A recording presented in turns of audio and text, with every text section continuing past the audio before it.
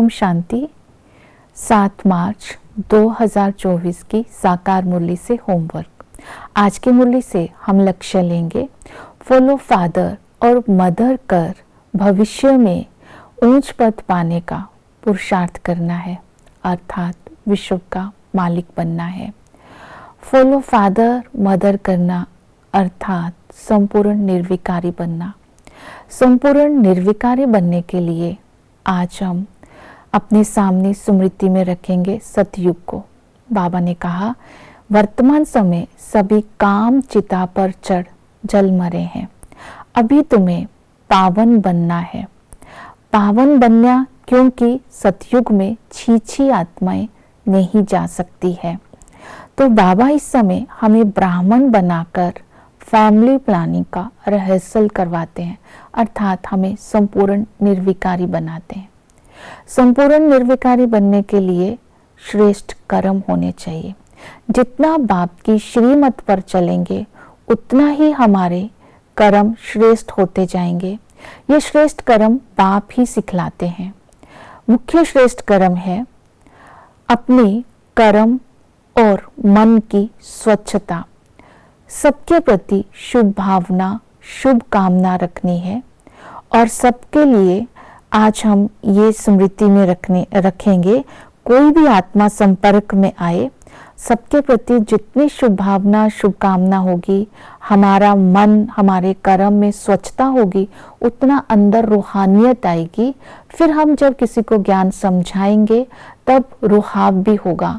तो पहले स्वयं को रूहानियत से भरेंगे, फिर कर्म में रुहाब लाएंगे, तो उसी को श्रेष्ठ कर्म कहेंगे। दूसरे को बाप का परिचय देना, इसके साथ ही अपनी स्थिति को अचल अडोल एक रस बनाना। अचल अडोल एक रस अवस्था बनाने के लिए किसी के भी नाम रूप में नहीं फंसना है, भाई भाई की दृष्टि को पक्का करना है। तो इस धारणा पर अटेंशन देंगे। फिर अपनी सूक्ष्म कर्म इंद्रियों पर अटेंशन देंगे। स्वभाव में सरलता लानी है, सबके प्रति शुभ भावना रखनी है, अपने मन को स्वच्छ बनाना है, कर्म को श्रेष्ठ बनाना है। तो इस तरह आज अपने जन्म की स्मृति को भी अटेंशन में रखेंगे कि इस संगम पर, पुरुषोत्तम संगम युग पर हम ब्राह्मणों को रचा गया है। हम ब्राह्मणों के जो ज्ञान सुनाया जाता है यही गीता शास्त्र है, जिसके द्वारा कहते हैं गीता में लिखा है काम महाशत्रु है। लेकिन इसको प्रैक्टिकल स्वरूप में बाबा हमें सिखलाते हैं, जब काम महाशत्रु है तो पवित्रता की धारणा करनी है। ये ज्ञान अभी दिया जा रहा है। तो पवित्रता की धारणा के लिए भिन्न भिन्न विधियां आज बाबा ने बताई है। याद के आधार पर भी हम पवित्र बनते हैं, इसलिए अपने को आत्मा समझ बाप को याद करना है। भिन्न भिन्न संबंधों से बाबा की याद अपने अंदर धारण करनी है। इसके लिए बाबा ने कहा, पिता के संबंध से हम पिता की मत पर चलकर वर्षे के अधिकारी बनते हैं। तो इस तरह अपने आप को चेक करना है कि सच में मैं वर्षा लेने का अधिकारी हूँ। वही टीचर बन करके ऐसी पढ़ाई पढ़ाते हैं जिससे हम धनवान बनते हैं, मलकियत के मालिक बनते हैं। वही सतगुरु बन करके हमारी सदगति करते हैं। हमारे सारे हिसाब किताब चुकतू करवा करके हमें कांटों से फूल बना देते हैं, अर्थात वो हमें गुलगुल बना देते हैं। तो ऐसी पढ़ाई पढ़नी है जिससे इस पढ़ाई को पढ़ने से फैमिली प्लानिंग स्वतः ही हो जाती है। और ऐसा सतगुरु की श्रीमत पर चलना है जिससे हम फूल बन जाएं। ऐसे पिता के मत पर चलना है जिससे हम वर्षे के लायक बन जाएं। तो ये सारी धारणाएं अगर होंगी, पवित्रता की धारणा स्वतः हो जाएगी। तो अंदर विचार सागर मंथन करते रहना है, सृष्टि के आदि मध्य अंत में हम कैसे थे।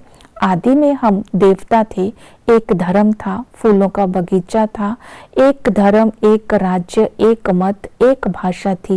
लेकिन मध्य में अनेक धर्म हो गए, धर्म गलानी होगी, आत्मा कंगाल होगी। तो अंत में फिर बाबा आकर के इस छोटे से पुरुषोत्तम संगम युग पर ब्राह्मणों की रचना करते हैं और ब्राह्मणों के द्वारा ही बाबा पवित्रता की धारणा करवा करके फैमिली प्लानिंग करवाते हैं, जिसके आधार पर हम सतयुग में जाते हैं। तो ये काम केवल एक बाप का ही है। तो इस तरह आज हम एक धर्म की स्थापना में बाप का मददगार बनते हैं संगम पर।